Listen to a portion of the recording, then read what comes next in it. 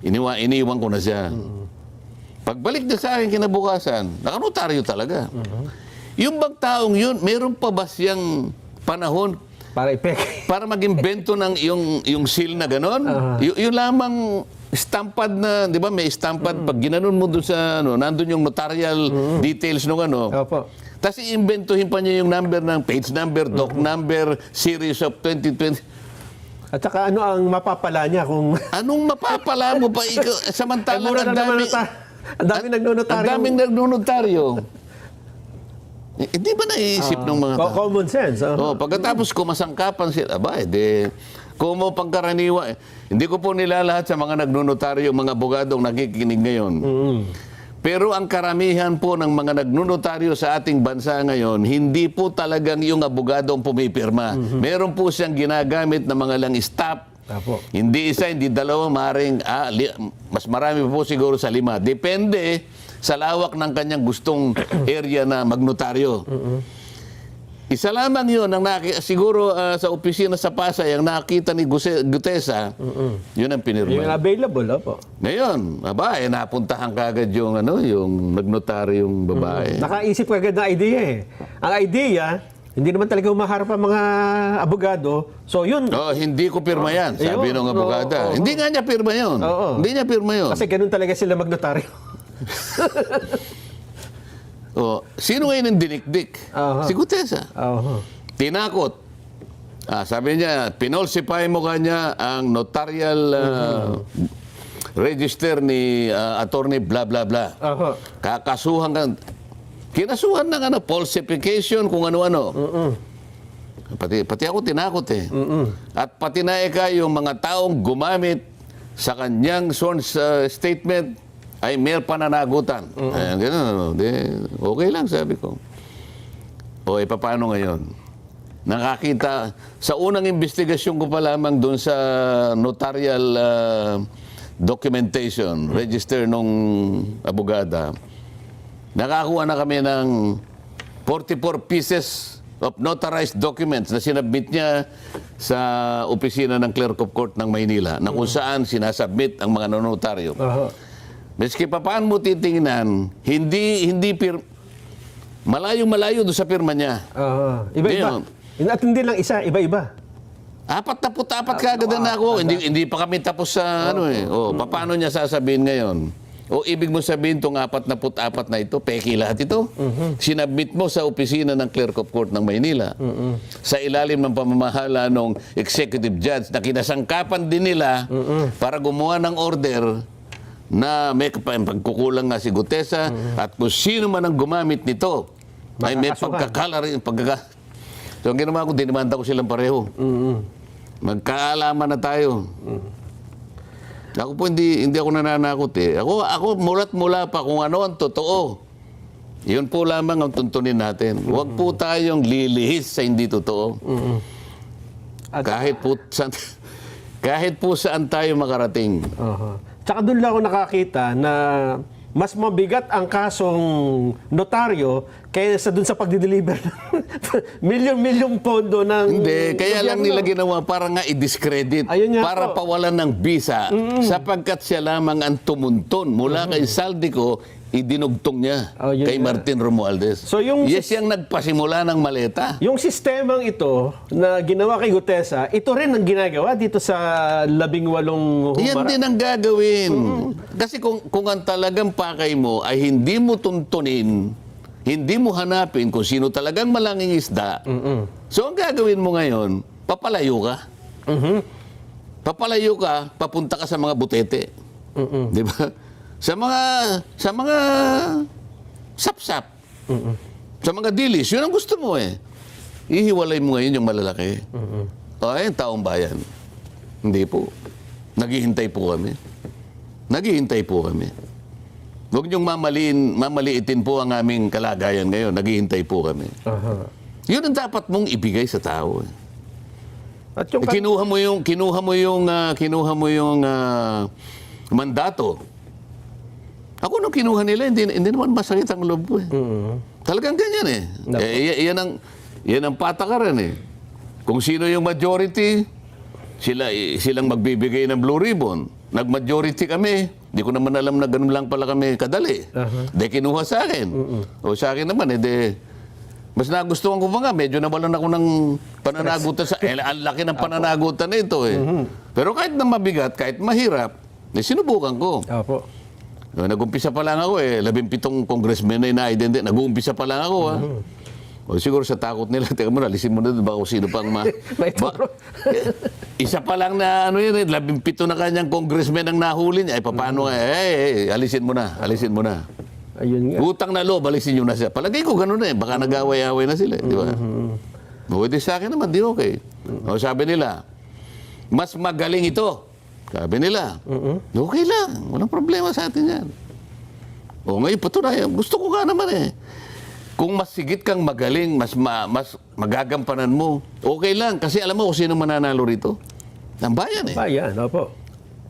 Okay, bakit? Bakit ganun na nangyayari? Kung ang nangyari kay Gutesa na sa halip na ang dapat kasi ang dinidiscredit mo yung testimonya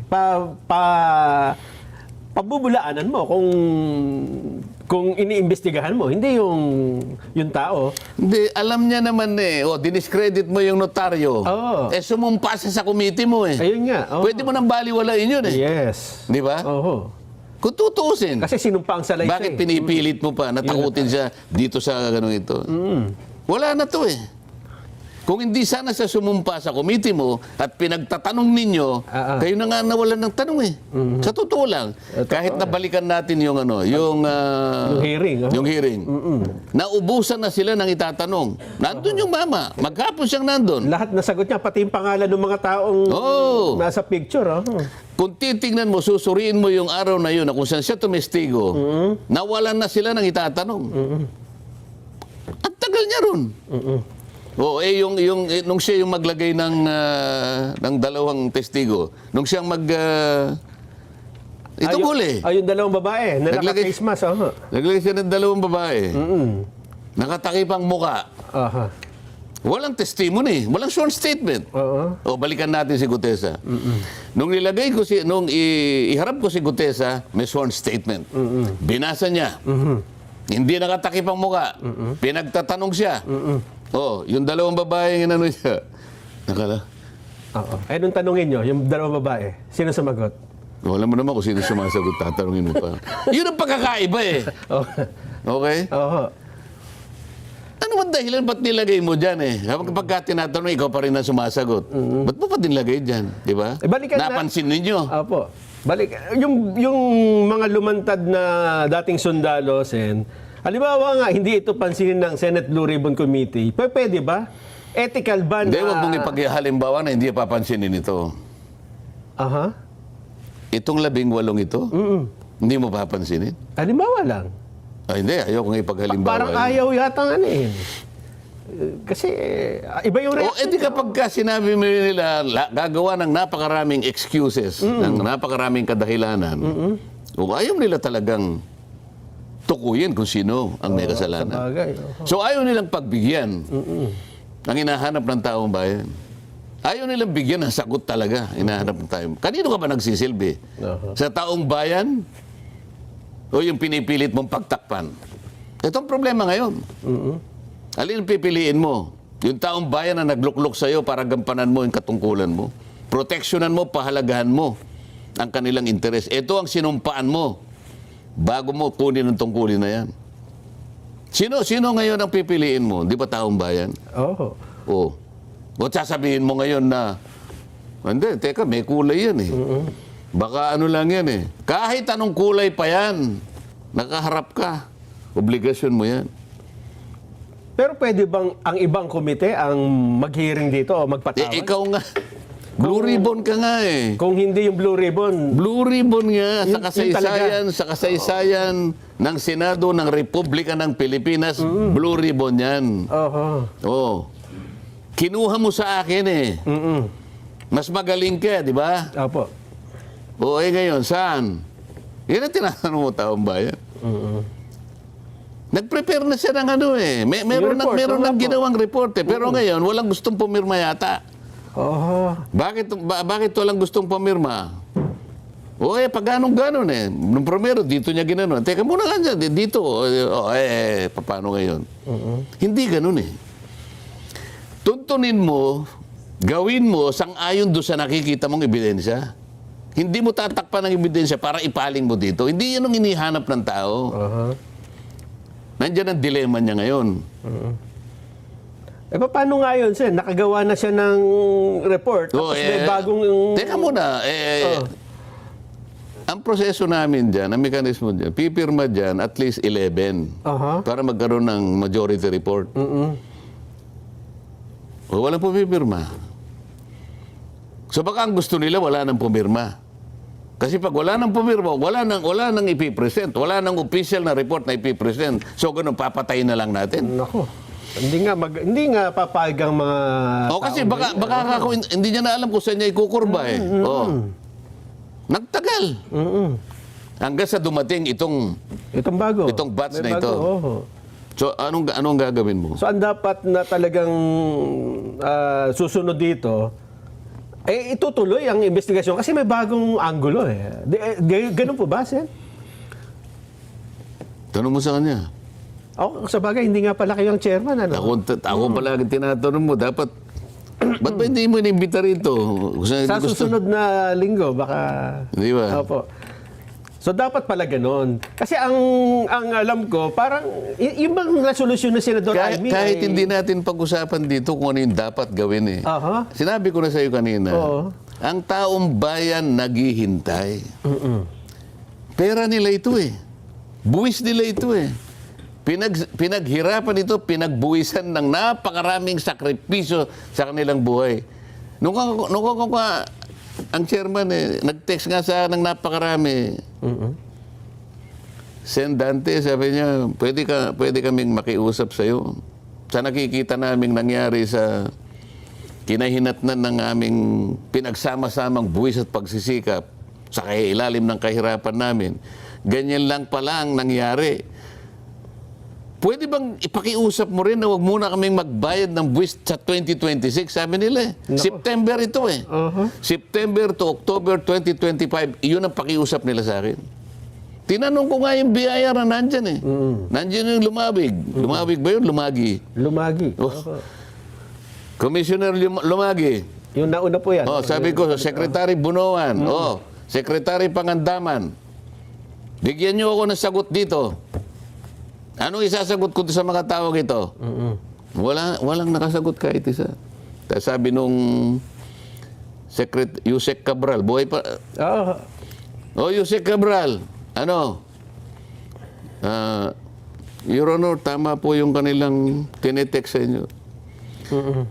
Hindi naman kita hinihingan ng opinion kung tama sila o hindi. Sabi ko siya, tulungan nyo kung ano yung sasagot ko sa kanila. Wala. Pero ako nang gumawa ng sagot. Sabi ko, ako po ay makikiusap sa inyo. Alam ko po ang damdamin ninyo. Pero kung hindi po kayo magbabayad ng buwis dahil nga po sa nangyari sa atin, lalo pong lulubog ang ating bansa. So makikiusap po ako sa inyo, magpasensya muna tayo habang hinahanapan po natin ng kasagutan ang problemang kinakaharap natin. Balik tayo rito. Hindi mo ba kailangang harapin ito? Inaako mong responsibilidad dito eh. Mas magaling yan kaysa gay ganun. Okay lang. Ako ba nagdamdam? Hindi. Tapos gusto ko nga kung may mas magaling nga eh. Dahil ang importante, matugunan natin ito, mabigyan natin ng lunas ito, dahil sa bayan. Huwag na natin pag-usapan kung sino yung magaling. Ang importante kung sino yung mananalo. Ang taong bayan. So, isa ng tabi ko na yon. Problema lang. Naggagaling-galingan lang pala eh.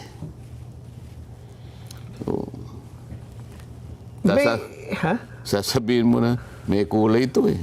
Huwag ka nang magkulay. Huwag ka nang gumawa ng napakaraming excuses. Hindi ito ang kailangan ng bansa. May lumutang po na bagong anggulo dun sa affidavit nila eh. Yung isang bahagi nung mga pera nagastos daw doon sa pagkuha ng mga ebidensya sa ICC. Ito ang ginastos sa accommodation at kung ano-ano pa. Yung bahaging bang yun ay pwedeng imbestigahan ng Senado in isolation dun sa isa pang kaso, yung sa flood control. Oo, pero papasok din sa malfeasance, misfeasance, non-feasance.